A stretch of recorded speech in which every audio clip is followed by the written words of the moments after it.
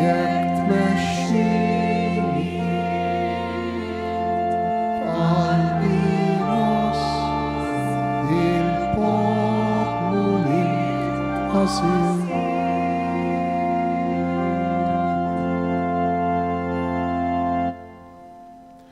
Fl-isem tal-Missier u tal-Iben u tal-Ispiritu Santu. Amen. Nitolbu. Missier, nroddulek ħajr tal-kelma qaddisa tiegħek li hija l-istess ibnek il-għażiż li huwa triq il-verità u l-ħajja. Iftilna l-moħħ tagħna u l-qalb tagħna biex tilqgħu id-don kbir li inti tixtieq tagħtina. Allimna ngħixu l-ħajja tagħna ta' kuljum u speċjali relazzjonijiet tagħna flimkien. Għatina d-don li huwa l-istess spiritu qaddis tiegħek biex jagħtina l-qawwa u l-kapaċità li mmorru lilien mill-qawwa u l-kapaċità tagħna. Aħna li aħna dajfin. Int li ssalvana bl-istess ibnek Ġesu Kristu Sidna li jgħix u jisaltan għal dejjem ta' dejjem. Amen.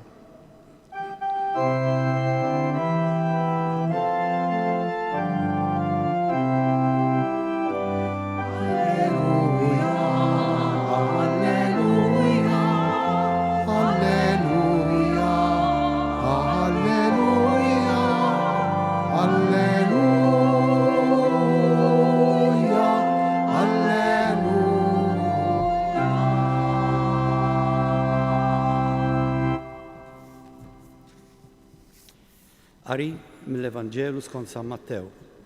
F'dak iż-żmien Ġesu qal lid-dixxipli tiegħu: xejn taħsbu li jien ġejt inwaqqa' l-liġi jew il-profeti? Jien ma ġejtx biex inwaqqagħhom, iżda biex inwassalhom għall-milja tagħhom. Tassew ngħidilkom li sa ma jkunu għaddew is-sema u l-art, anqas l-iżgħar ittra jew tikka waħda mill-liġi ma titneħħa sa ma jkun seħħ kollox. Jekk mela xi ħadd tiġib fix-xejn wieħed mill-iżgħar minn dawn il-kmandamenti u jgħallem lin-nies biex jagħmlu l-istess, dan jissejjaħ l-iżgħar fis-saltna tas-smawiet. Imma min iħarishom u jgħallimhom, dan jissejjaħ l-ikbar fis-saltna tas-smawiet. Ngħidilkom jien li jekk il-ħajja tajba tagħkom ma tkunx ħafna aħjar minn dik tal-kittieba u l-Fariżej, ma tidħlux fis-saltna tas-smawiet. Smajtu x'intqal lin-nies ta' dari, la toqtolx, jekk xi ħadd joqtol ikun ħaqqu l-kundanna. Imma jien ngħidilkom li l-kundanna tistħoq ukoll lil min jinkorla l-ħuħ. Jekk imbagħad xi ħadd lil ħuħ jgħidlu ġifa, ikun ħaqqu l-kundanna tas-Sinedrju. U jekk jgħidlu iblaħ, ikun ħaqqu n-nar tal-infern.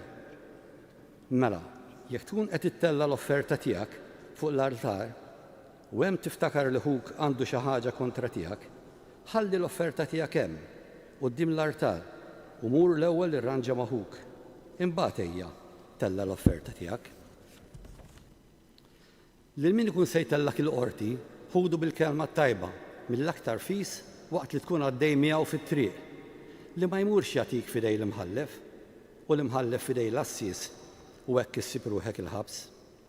Tassew ngħidlek minn hemm ġew ma toħroġ qabel ma tkun ħallast l-aħħar 3 ħabbiet. Smajtu x'intqal, la tagħmlux adulterju, imma jien ngħidilkom li kull min iħares lejn mara biex jixtieqha ikun ġamel adulterju f'qalbu. Jekk għajnejk il-leminija hija okkażjoni ta' dnub, aqlaħħa l-barra u armija l-bot minnek, għax aktar ikun jaqbillek jekk titlef biċċa waħda minn ġismek milli ġismek kollu jinxteħed fl-infern. U jekk idek il-leminija hija lik okkażjoni ta' dnub, aqtaħħa l-barra u armija l-bot minnek, għax aktar ikun jaqbillek jekk tintiliflek biċċa waħda minn ġismek milli ġismek kollu imur fl-infern. Intqal ukoll min jibgħat lil martu ikollu jagħtiha l-kitba tad-divorzju. Imma jien ngħidilkom li kull min jibgħat lil martu barra l-każ ta' żwieġ ħażin iwaqqagħha f'adulterju. U min jiżżewweġ waħda mibgħuta minn ħadd ieħor jagħmel adulterju. Smajtu wkoll x'intqal lin-nies ta' dari, tonqos mill-wegħda li ħlift imma rott lil mulej il-wediet li ħliftlu. Imma jien ngħidilkom biex ma taħilfu xejn u la bis-sema għax hu t-tron talla u laqqas bl-art għax fuqha jserraħ riġlejh. u lanqas b'Ġerusalemm għax hija l-belt tas-Sultan il-Kbir. U lanqas b'rasek m'għandek taħlef għaliex inti anqas biss xara waħda m'għandek il-ħila tagħmilha bajda jew sewda. Mela ħajkun id-diskors tagħkom iva iva, le le. Kull ma hu iżjed minn hekk ikun ġej mill-ħażin. Il-kelma tal-Mulej. Tifħir lilek Kristu.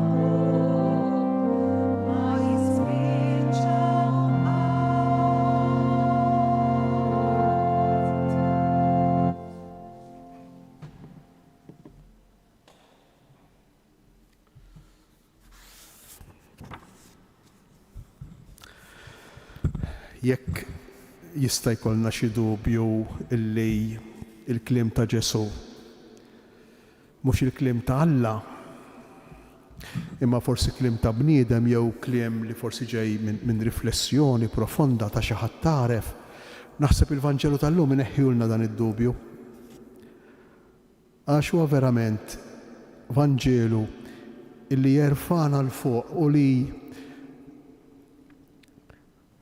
kważi jistenna minna dak li aħna kieku qatt ma jħabat ma' moħħna. Li kieku mhux għax ikun Ġesu illi jurina x'in il-verità. U l-verità tal-bniedem, il-verità ta' kull wieħed u kull waħda minna. Naħseb illi importanti nifhmu sew kollha kemm aħna li Ġesu jixtieq ħaġa waħda biss.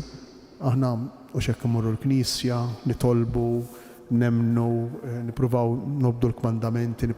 Ġesu jixtieq ħaġa waħda biss, jixtieq il-ġid tal-bniedem. Dik biss jixtieq. Il-ġid veru tagħna. U dan il-Vanġelu hu prova kbira ta' dan li qegħdin ngħidu.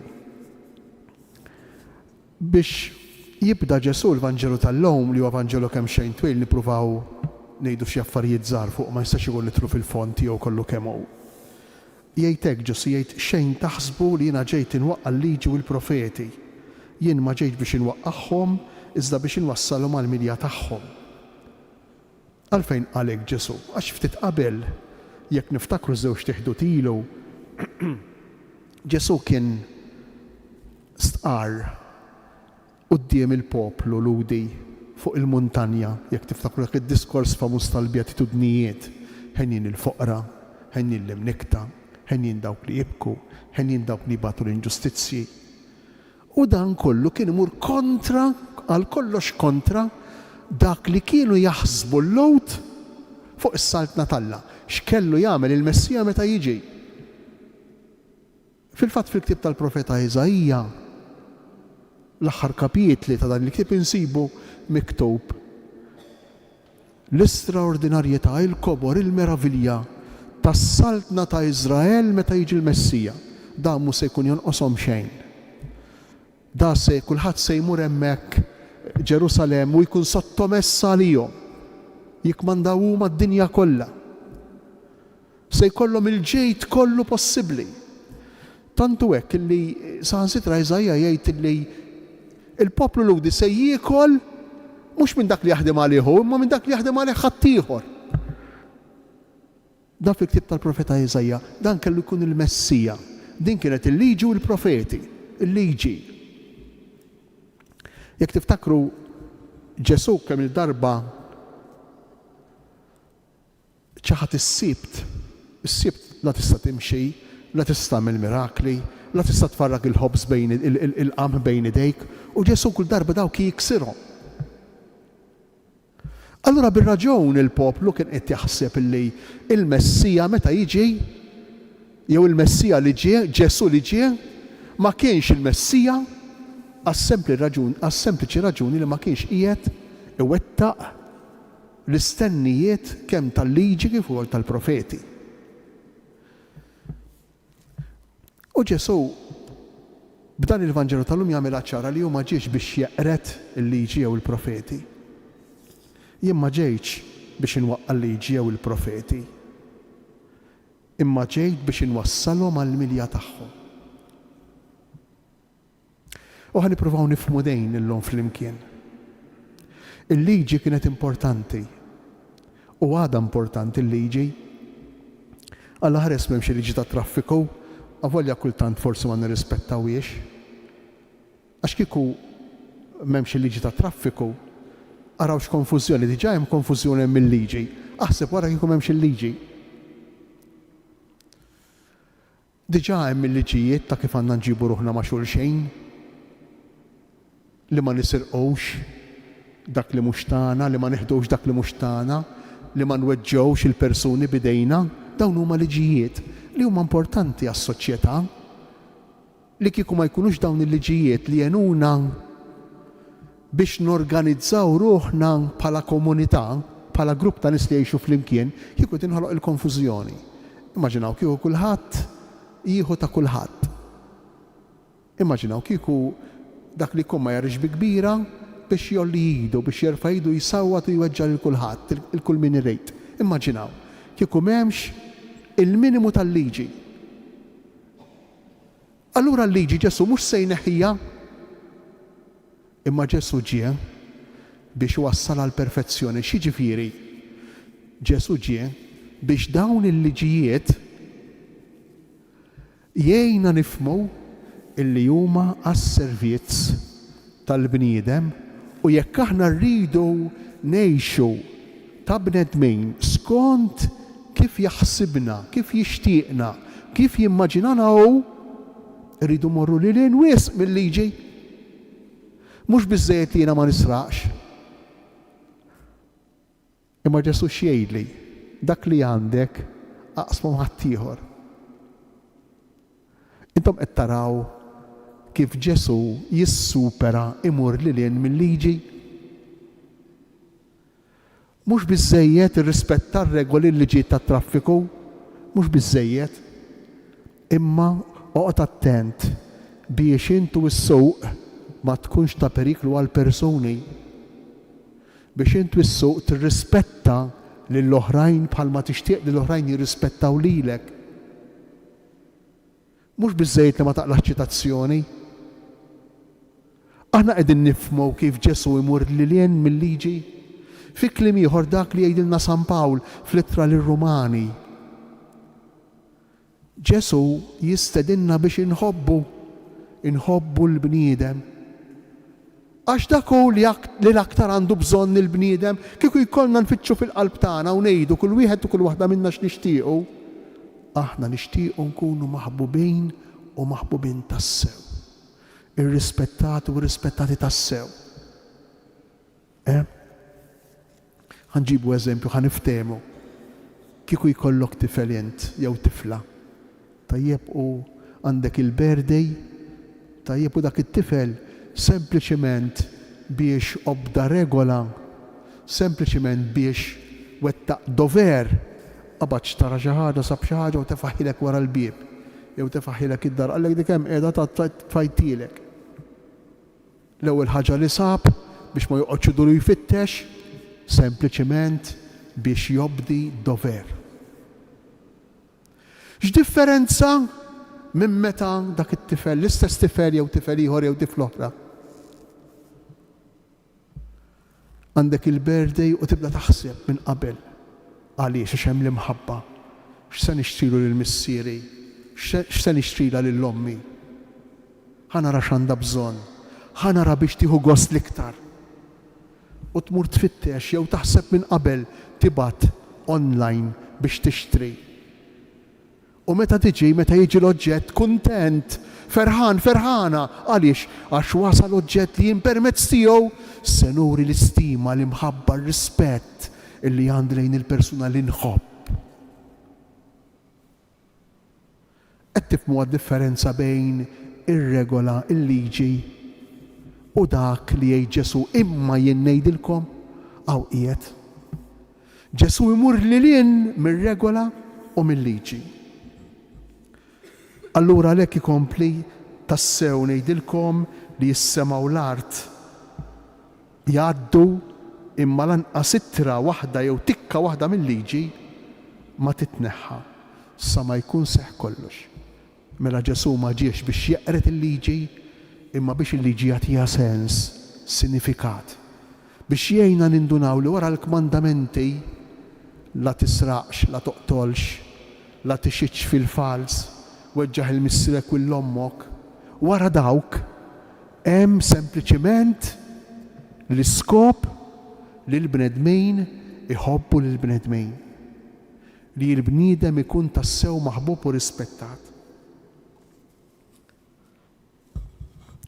Allura Ġesu jgħidilna illi l-ġustizzja tagħna trid tkun aħjar, il-ħajja tajba tagħna trid tkun aħjar minn dik tal-kittieba u l-Fariżej.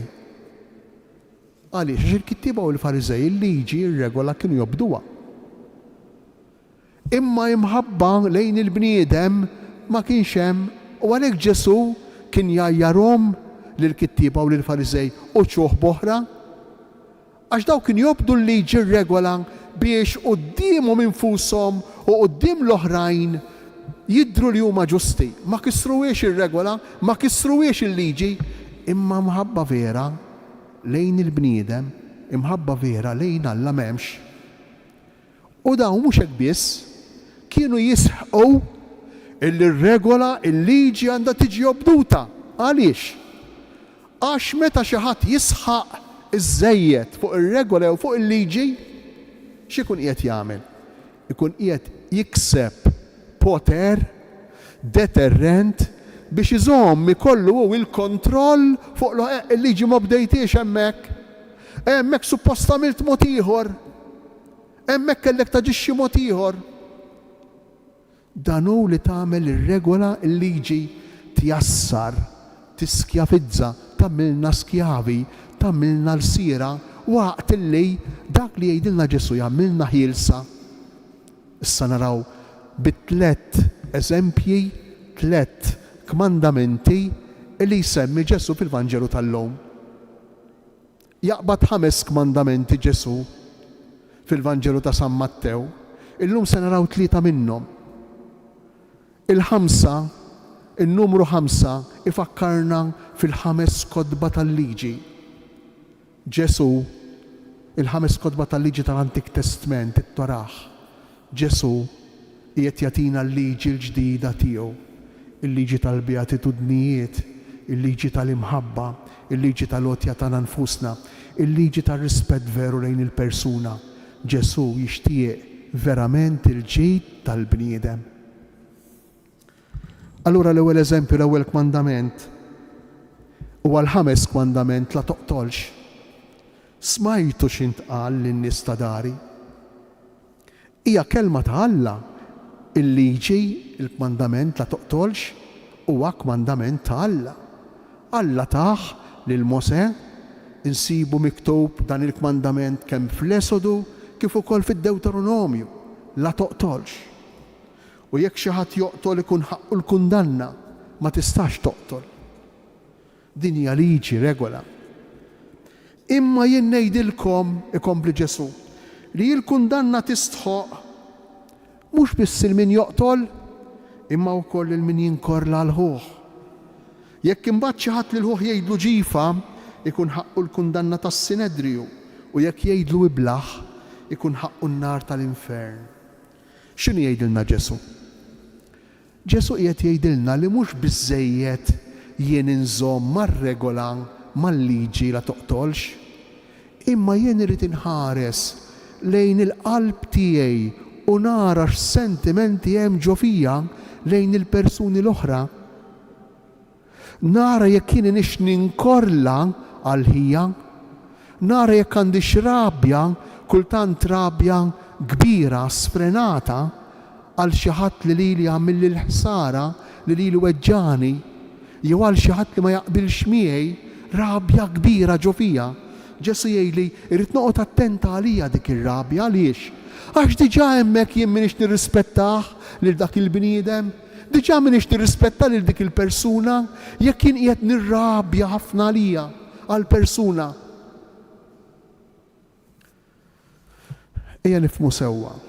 Ir-rabja u sentimenti oħra, issa naraw oħrajn fil-Vanġelu, huma sentimenti umani.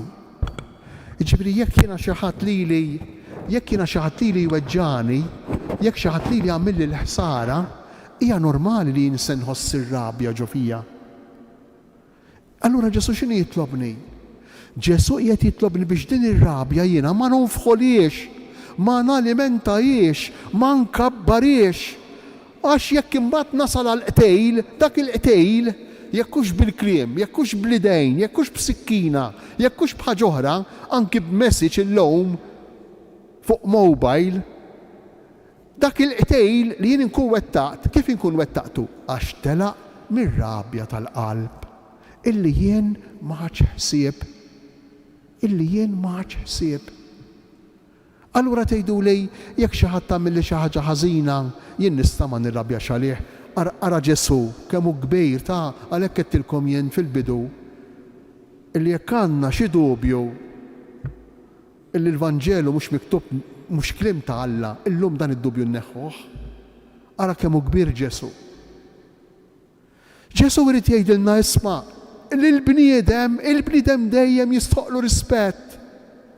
U minnu jagħmel x'jagħmel il-bniedem. Jgħid x'jgħid, jagħmel x'jagħmel, kull bniedem għandu dritt għar-rispett.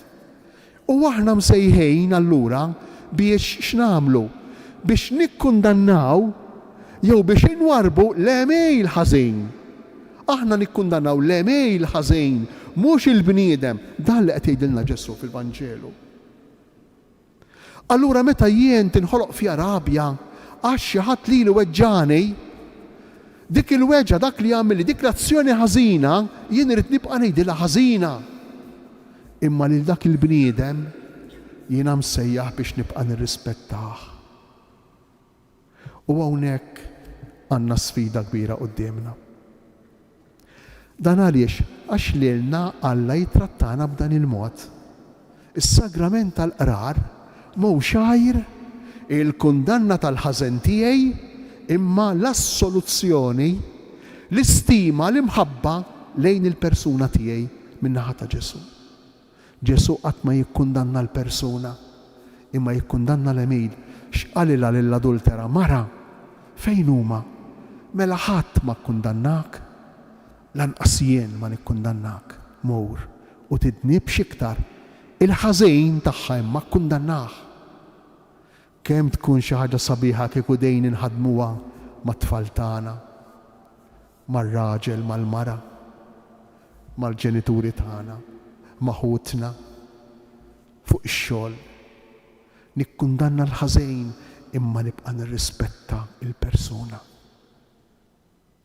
Araw il-kobor ta' Ġesu. Araw din il-komunità l-ġdida li rid joħloq Ġesu. Meta aħna neħduha bis-serjetà, ma ninsewx li hawnhekk Ġesu qed jitkellem mad-dixxipli l-aktar qrib tiegħu ta' qiegħed fuq il-muntanja, imma ma dawk li jridu jsegwuh ta' veru. Għax dan id-diskors kif nafu jekk inħarsu madwarna mhux faċli li nsegwuh. Imma almenu li nkunu nafu s-sejħa tagħna li minej u almenu li ngħixu it-tensjoni li jien bħala nisran, jien bħala dixxieplu minix ngħix il-kliem ta' Ġesu u għandi bżonn ngħixu iktar, dik diġà hija ħafna. Dik diġà hija ħafna. U l-mulej Ġesu imbagħad jgħin jaqlani jew minn fejn jien imwaħħal, jerfani jew, jagħtini jew l-għajnuna hemm fejn jien qiegħed fid-djufija tiegħi, fil-fraġilità tiegħi, fir-rabja tiegħi. Allura hawnhekk Ġesu jgħid anki min jgħidlek ġifa, min jinsultak, interessanti min jinsultak u min jirrabja għalejk għandu l-istess kundanna ta' min joqtlok. Ara Ġesu. Għaliex?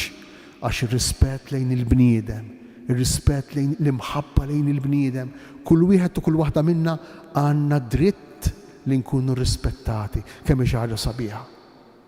U kieku jkollna ndawruha fuqna ngħidu għandu raġun Ġesu jiena ma nixtieqx, anke meta nisbalja, jien nixtieq li l-oħrajn jikkundannaw l-iżbal tiegħi imma mhux jikkundannaw lili, mhux hekk nixtiequ aħna. Kollha kemm aħna. Imma meta niġu aħna biex nagħmluha ma' ħadd ieħor, hemmhekk insibuha bitqila.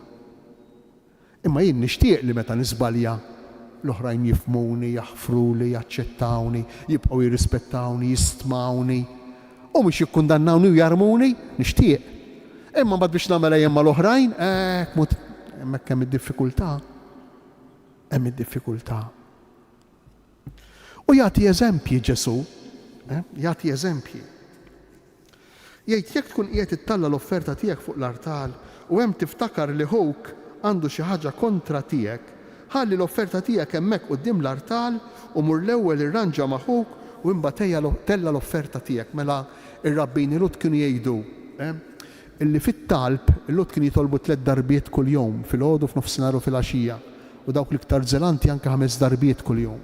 U r-rabbini kienu jgħidu ara meta tkun titlef l-attenzjoni ara moħħok jew ġismek ma jmurx imkien ieħor jew ma tagħmel xi ħaġa oħra. U tant kienu jisħu fuqha li kienu jgħidu lanqas ara ir-regoli tagħhom, lanqas jekk serb idor ma saqajk.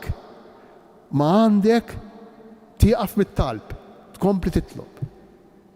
Imbagħad jiġi Ġesu jgħidilna żomm. Jekk int qiegħed tagħmel is-sakrifiċċju issa mhux it-talb ta' kuljum, sakrifiċċju xi ħaġa ikbar mit-talb fit-tempju. U hemm tiftakar li howk għandu xi ħaġa kontra tiegħek, x'jiġifieri? Hemm tiftakar li hemm min hu muġuh, hemm min hu rrabjat għalejk għax int weġġajtu, għax jien weġġajtu, għax jien il-ħtija tar-rabja tiegħu hemmhekk irid inħalli l-offerta tiegħi hemmhekk fuq l-artal. Imma nirranġa maħja, mur ngħidu li jien nirrispettah, immur ngħidu li jien inħobbu, dan ifisser tirranġa ma' howk. Immur ngħidu li hu jistħoqlu stima u qima kif nixtieq li jkolli jien, bl-istess mod li nixtieq li jkolli jien. Tħalli l-offerta tiegħek hemmhekk fuq l-artal. Tirranġa ma' howk, tmur tgħidu li inti tistmaħ u li inti tħobbu għax hu persuna, għax hu iben Alla, imbagħad tmur tkompli tella l-offerta tiegħek fuq l-artal. Iżemmi eżempju ieħor Ġesu. Lil min ikun se jtellek il-qort iħudu bil-kelma tajba mill-aktar fis waqt li tkun għadek miegħu fit-triq. li ma jmurx jagħtik fidejn l-imħallef fidejn l-assess u hekk issib ruħek fil-ħabs. Tassew ngħidlek hemm ġew ma toħroġ qabel minn hemm ġew ma toħroġ qabel ma tkun ħallas l-aħħar 3 ħabbiet. Aħna mexxin fit-triq kollha kemm aħna. U mexxin fit-triq lejn l-imħallef kollha kemm aħna. Lejn l-imħallef mhux biss fl-aħħar tad-dinja imma x'kull azzjoni tagħna, kull ma nagħmlu, aħna stess nindunaw jekk hux sewwa jew ħażin. U l-Vanġelu qed jitlobna li jekk aħna nindunaw li nqasna lil xi ħadd, li aħna kellna xi problema, xi diffikultà ma' xi ħadd, nippruvaw nirranġaw mill-iktar fejs. Fi kliem ieħor, Ġesu jerġa' b'eżempju ieħor jistedinna biex nirrispettaw tassew il-persuna. Waqt li qiegħed nipprepara din il-lezzjon ġiet f'moħħi storja sempliċi u se naqsamha magħkom. Hija meħuda mill-ktieb, jew forsi wħud minnkom raw il-film Les Miserables ta' Victor Hugo, awtur Franċiż. L-istorja hija ambjentata ftit qabel ir-Rivoluzzjoni Franċiża. Jiġifieri bejn wieħed u ieħor madwar is-sena 1785-86. Dak kien żmien ikraħ, kien żmien fejn fi Franza kien hemm is-sinjuri u l-foqra. U kien żmien ukoll fejn anki l-kleru, il-qassisejn, kienu moduda ma' dawk li huma s-sinjuri. U allura n-nies komuni, il-foqra r-raħħala, kienu kontra l-kollox is-sinjuri u kultant anki kontra il-kleru, kontra l-qassisejn. Kien hemm raġel kien jismu Jean Valjean, u dan ir-raġel biex kun jista' jitma' lill-familja tiegħu saraq il-ħobs mingħand il-furnar u spiċċa f'ħabs. Inqabad u spiċċa f'ħabs. Dan sempliċement biex kun jista' jitma' l-familja tiegħu. U spiċċa il-ħabs b'xogħol jibes, b'xogħol fil-barrieri. U dan b'xi mod jew bieħor irnexxielu jitlaq mill-ħabs, irnexxielu jaħrab mill-ħabs. Sintendi miexi fit-triq bil-ktajjen għadhom fidejh. U l-ewwel dar li jiltaqa' magħha wara li ħareġ mill-ħabs kienet id-dar ta' kappillan, id-dar ta' qassejs. U jħabbat fid-dar u kif kien, tistgħu timmaġinaw ħabsi, tistgħu timmaġinaw kif kien. Iħabbat fuq il-bib tad-dar u tiftaħ is-seftura ta' dan il-qassejs. U twerret, meta ratu twerret, indunat li kien kriminal, indunat li kien ħabsi. U l-qassejs minn ġewwa Alla iftaħlu, ħajidħol iftaħlu. U dan daħal. Sintendi ftit kliem, rabja kbira fuqu, dan ir-raġel. Il-qassejs stiednu lil dan ir-raġel biex jiekol miegħu u waqt li kienu qegħdin jieklu dan ir-raġel, dan il-ħabsi, beda jħares lejn il-friket u skieken li kien hemm fuq il-mejda għax kienu tal-fidda. U dejk mill-ewwel is-seftura qalba għamlet tikk. Qalba għamlet tikk. Insomma, wara dialogu qasir u arroganti ħafna rabja flimkien, għax beżet qaltlu x'għamilt, Alla u kieku qtilt, allura tistgħu taħsbu twerret iktar dejn. Imbagħad spjegala għalin sempliċement għamilt 20 sena ħabs minħabba li sraqt ftit ħobs biex nitma' lill-mara u lit-tifel tiegħi tarbija biex nitmagħhom. Insomma ġie l-lejl, dan mal-lejl iqom u iħott jisraq iżarma il-vetrini kollha li kellu dan il-qassejs bil-fidet u b'affarijiet oħra u jitfaħhom fi xkora. Mhux talli jekk talli l-qassejs jisma' l-ħsejjes mal-lejl iqom u meta jqum jitieħ ta' gandlier f'rasu ħallih mal-art lil dan il-qassejs. U jaħrab, dan il-kriminal jaħrab. Sintendi tistgħu taħsbu filgħodu din is-seftura, xi storbju għamlet għax ħallejtu jidħol, jien metlekx li ma kellekx tafdaħ u ħafna diskors bħal dan. U wara ftejt jaraw żewġ ġendarmi, żewġ pulizija Franċiża ġejjin b'dan il-kriminal marbut f'nofshom, marbut bejniethom. U ġew għand il-qassejs u qalulu jaqgħu dan serqek, dan ħadlek l-affarijiet, ħal affarijiet minn għandek, sintendi ndunaw għax fuq l-affarijiet tal-fidet u l-affarijiet l-oħra kien hemm isem il-qassejs. Bekk indunaw illi dak il-materjal kollu kien ġej minn għand dan il-qassejs.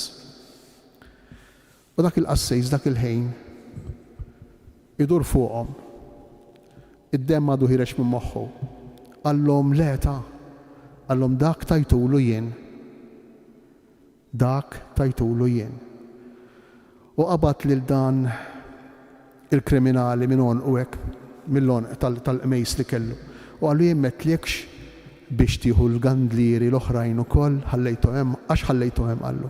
Ma ħadthomx. U dawn il-ġendarmi irħew li qalu mena veru li qalilna li tajthom lu ma kienx veru li tawhom lu. Il-ġendarmi marru u lil dan ir-raġel il-qassejs qallu jien nixtieq li jien tkun bniedem ġdejt, li jissejr bniedem ġdejt. Ir-rejt illi b'dan illi jien għamilt għalik, jien ħallast għalik, ir-rejt li inti tifhem din l-imħabba li jien għandi għalik u ssir bniedem ġdejt. Jiena naħseb li din l-istorja fis-sempliċità tagħha minn ma raħx il-film jarah sabiħ tas-sew fil-bidu, qiegħda proprju fil-bidu din l-istorja. Jiena naħseb illi din l-istorja, din id-daqsxejn ta' storja tista' tagħtina idea ta' x'jiġifieri l-imħabba talla u x'jiġifieri dak li qalilna Ġesu imma jien ngħidilkom. Kieku dak il-qassis baqa' fuq ir-regola, fuq il-liġi, dak ir-raġel kien jibqa' kif kien jibqa' kif inhu. Ma kienx isalva.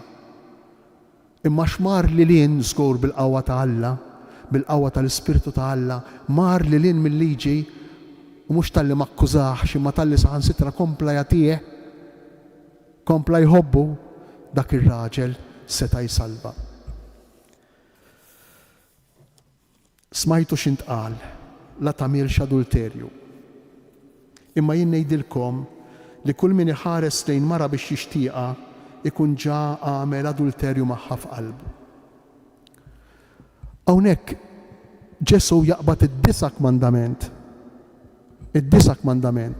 Flimkien ukoll ma' sitt kmandament. La tixtieqx nisa tal-oħrajn. Interessanti ħafna għaliex għax f'xi verżjonijiet tal-10 kelmiet tal-kmandamenti fl-Antik Testament, dan il-kmandament u l-kmandament la tixtieqx ħwejjeġ tal-oħrajn huma kmandament wieħed. Għax il-mara kienet meqjusa bħala sempliċi oġġett. La tixtieqx ħwejjeġ tal-oħrajn, in-nisa inklużi.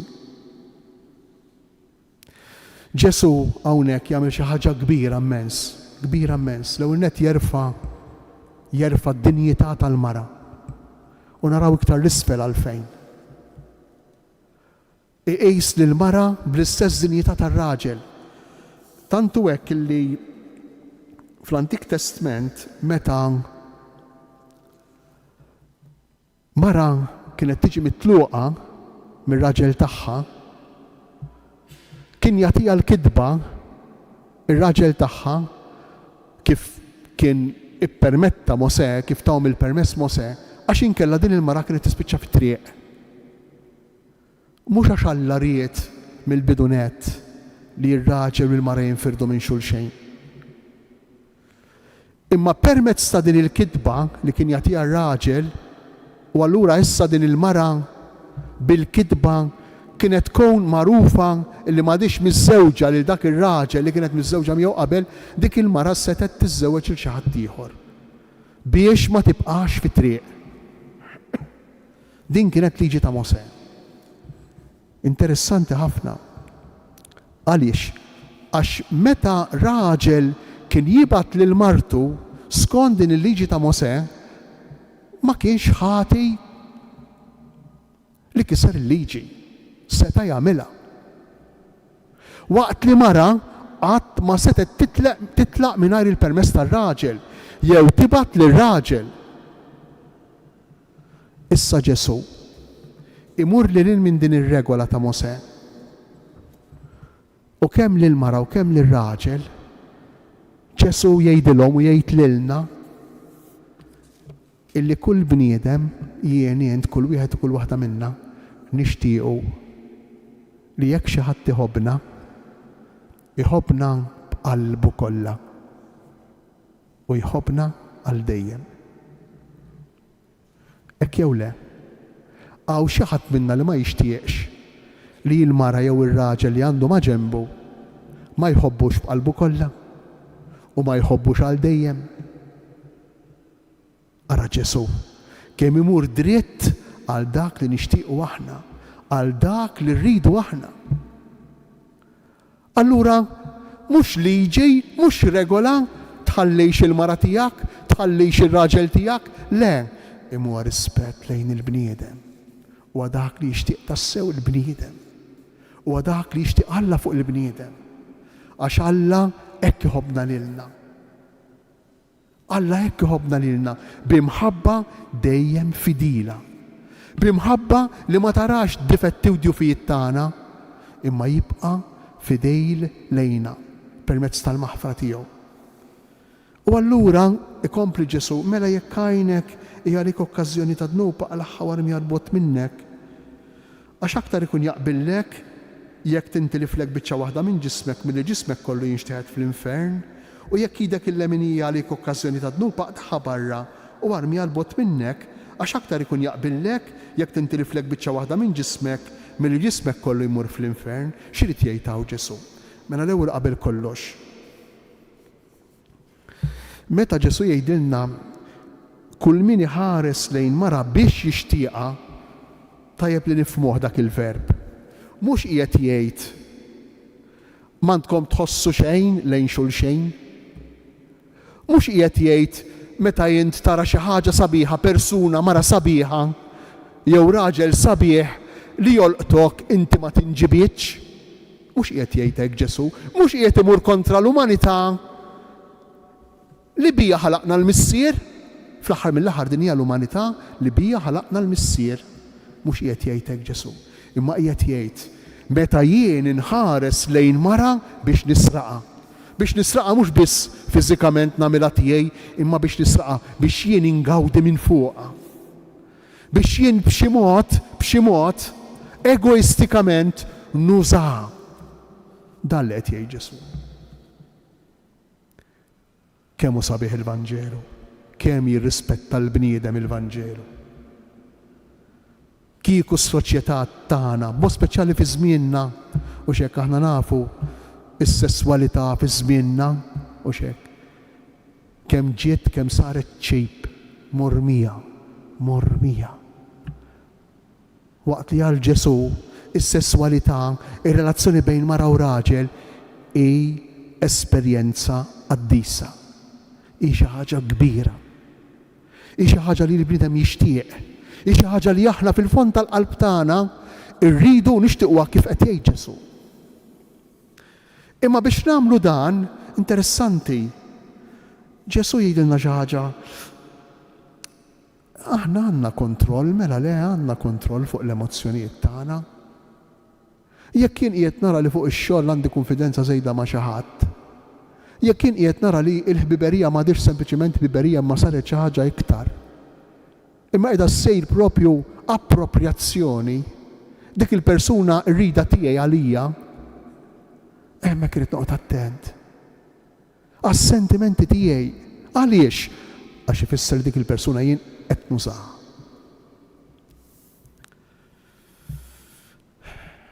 Kliem qawwi qed nużaha l-persuna imma hekk hu fil-fatt għall-kapriċċji tiegħi, għall-pjaċiri tiegħi, għal dak li nixtieq jien. U mhux biex inħobb lilha, mhux biex nirrispetta lilha. Ara Ġesu. L-umanità fl-aqwa tagħha. U Ġesu jgħidilna li dan jiddependi minni.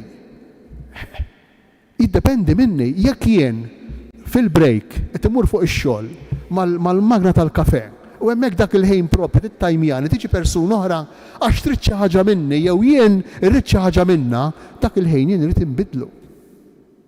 Tiddependi minni, mhux ngħid għaxej, interessanti Ġesu jirresponsabilizzana. Għaliex? Jafda fil-kapaċitajiet intellettwali u ta' volontà tagħna. Ma nistgħux jibqgħu nwaħħlu. Aħna biex inwaħħlu marri inwaħħal f'dak, inwaħħal f'dik, inwaħħal flora. Jien responsabbli ta' Emili. Jien responsabbli ta' Emili. Din il-fiduċja ta' Alla għalhekk jitkellemek Ġesu tittaqta'. Mhux biex jikkundanna jew biex le, imma Ġesu qiegħed jirresponsabilizzana. Qiegħed jgħinna nifhmu li aħna għandna kapaċità li nbiddlu d-direzzjoni, għandna kapaċità li nirrispettaw jew ma nirrispettawx il-persuni. Intqal ukoll min jibgħat lil martu ikollu jagħtiha l-kitba tad-divorzju, imma jien ngħidilkom li kull min jibgħat lil martu barra l-każ ta' żwieġ ħażin iwaqqagħha fl-adulterju. U min jiżżewweġ waħda mibgħuta minn ħaddieħor jagħmel adulterju. Din qabel ma kinitx. Qabel il-lowt setgħu. Jien stajt raġel nieħu mara mibgħuta minn ħaddieħor. Għax raġel, il-mara ma setgħetx imma r-raġel seta'. U hawnhekk Ġesu ipoġġi lir-raġel u lill-mara għal dal-boħra fuq l-istess livell. Il-Kristjaneżmu jerfa' il-bniedem kemm jekk hu raġel u kemm jekk hu mara fuq il-livell ta' min? Ta' Alla, ta' wlied Alla.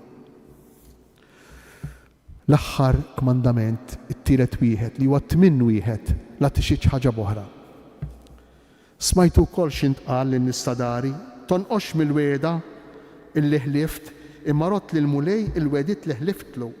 Imma jien ngħidilkom biex ma taħilfu xejn u la bis-sema xi it-tron ta' Alla u la bl-art ta' xfuqa jserraħ riġlejh u lanqas b'Ġerusalemm għaliex hija l-belt tas-Sultan il-Kbir. U lanqas brasek m'għandek taħlef. Għaliex inti anqas xara waħda, lanqas biss xara waħda m'għandek il-ħila tagħmilha bajda jew sewda. Għalfejn għandna bżonn naħilfu. Għalfejn għandna bżonn naħilfu. Jekk aħna nixtiequ li l-persuna li għandna qudiemna tgħidilna l-verità. Jekk aħna niddejqu jekk xi ħadd ma jgħidilniex il-verità. Jekk aħna nħossuna mweġġejn meta xi ħadd jitħaq bina.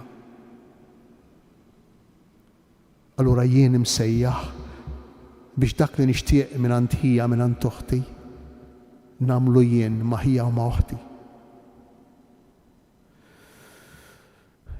Interessanti ħafna għaliex l-Esseni li kienu grupp ta' rġiel li jgħixu flimkien qishom patrijiet fi żmien Ġesu, 100 sena qabel u 100 sena wara Ġesu, kienu nies li ma kinux jaħilfu. Ma kinux jaħilfu. Għas-sempliċi raġuni jgħidilna Giuseppe Flavio li jikteb dwarhom illi dawn in-nies li jgħidu l-verità dejjem tkun xi tkun din il-verità kienet tfisser li jkunu fidili lejn ħajjithom. Meta jonqsu milli jgħidu l-verità kienu jħossu li huma stess għamlu t-tort magħhom infushom. Tantu hekk li kienu jitilqu joħorġu l-barra mill-komunità. Jekk xi ħadd anke fuq xi ħaġa żgħira ma kienx jgħid il-verità, kien joħroġ minn jeddu, jaqbad u jitlaq mill-komunità. U dan mingħajr il-bżonn li jaħilfu.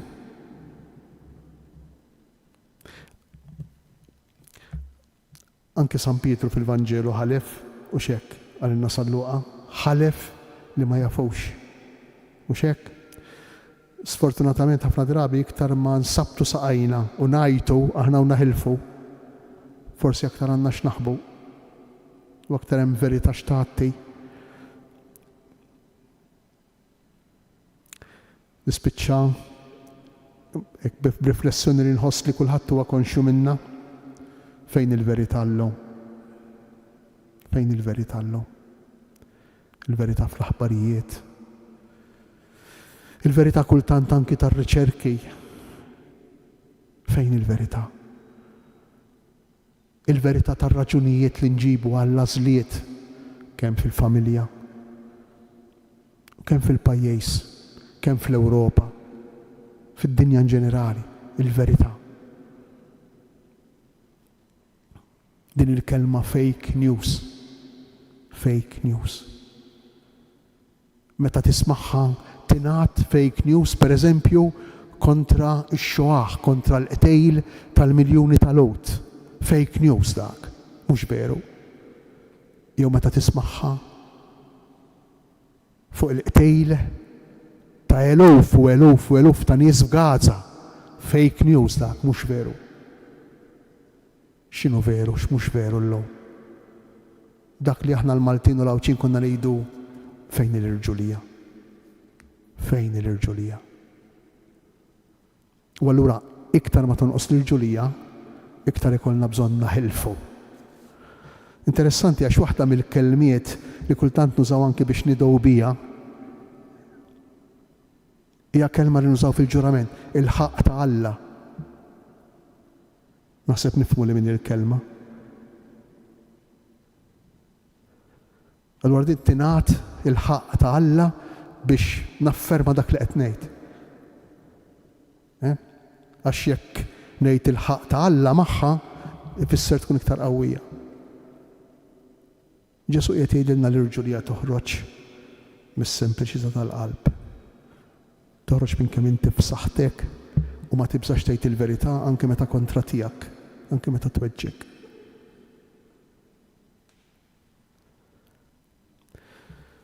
Kif għamelu? Kif għamelu? Ma bażax mis-salib. Il-mulejja tina li ngħaddu mir-regola, mill-liġi għall-imħabba. Imma jien ngħidilkom ħobbu.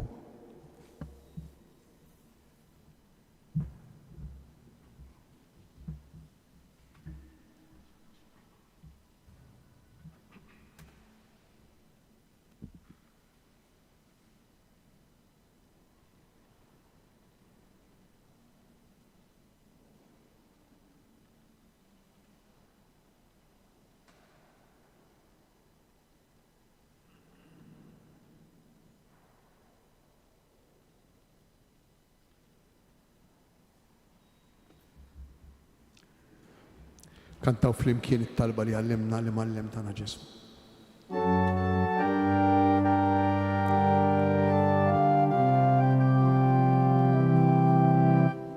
Missirna li inti fis-smewit jitqaddes isem tiegħek, jitqaddes isem tiegħek.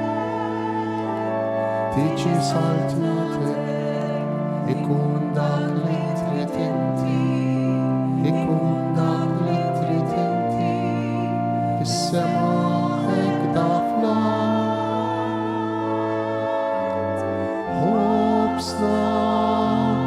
Ħobsna ta' kuljum, għatina llum, aħfrilna id-dnubit tagħna, aħfrilna id-dnubit tagħna, bħalma aħna l-kol nafru lil min ħatija lina, iddaħħalniex fl-ebda tiġrieħi, jisteħħisna min kull deni missier.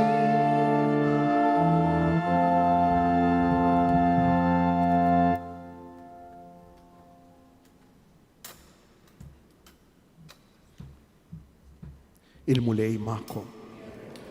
Iberikkom iħariskom Alla li jista' kollox il-Missier, l-Iben u l-Ispirtu Santu.